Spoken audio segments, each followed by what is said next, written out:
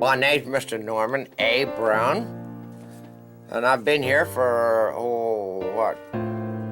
gee whiz, I forgot how long I've been here.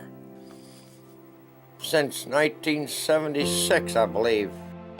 I was born in Oklahoma, and I was born and raised on a 380-acre farm. And when the World War II broke out, I was drafted. I was supposed to be drafted into the Army. And I had enough of the land, so I said to myself, I want to go in the Navy. I want to see some water. See some water? I never got off the ship but once. Norman Brown's ship docked in Philadelphia.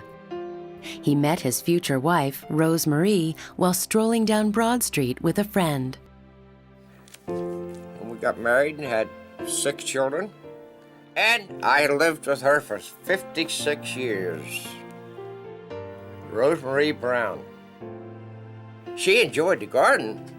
Oh, she couldn't wait till I got the garden started. You got up and going, the tomatoes started getting ripe. But she grind them up, seeds and all, you know? And you don't even know the seeds are in there. She always likes spaghetti and meatballs.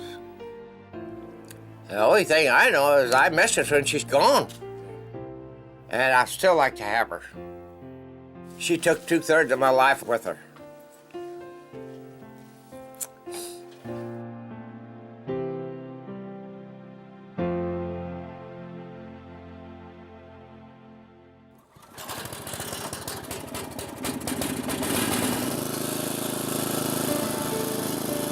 Mr. Brown was originally referred because his wife had died and they were very close and he was having trouble dealing with it. Well, the goals are to reduce his depression and help him deal with the grief. And what we've been doing, partly we've been making sure that he's taking care of his health, because a lot of times in the grief process, health gets kind of pushed aside. You don't take good care of yourself, so that was an early goal. Yeah, I can feel a little tomato in there. Yeah. Are they good to eat? You can eat. For the depression and the grief, a lot of it is just talking about it. Well, she never was the type to get her hands in the ground and dig or anything like that. But that didn't matter to me because she always come out, come out here and holler at me to come in and kiss something to eat or something like that, you know. So she was taking care of you. It's a very gradual process. We talked a lot about the history of their marriage and what they did together, and you know, I just think it's great they had a very good marriage, but that makes it hard when one of them dies. You know, a lot of times in grief and depression, you're kind of stuck in thinking a certain way, and I try to ask questions to get people to kind of come out of that little box that they get in sometimes. I'm gonna have a few of them in a frying pan. I think the garden is good for Norman in that it helps him remember times with his wife.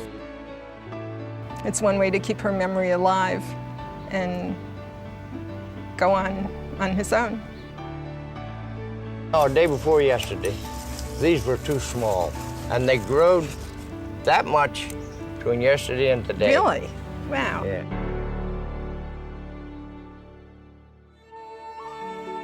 NHS Human Services, through its subsidiaries, is one of the nation's leading nonprofit providers of community-based services. NHS Human Services provides care to more than 50,000 adults and children every year, with programs in Pennsylvania, New York, New Jersey, Maryland, Delaware, Virginia, and Louisiana. The NHS Continuum of Care features many unique and specialized programs in the areas of mental health, intellectual and developmental disabilities, addictive diseases, juvenile justice, special education, autism, treatment foster care and adoption, elder care, and traumatic brain injury.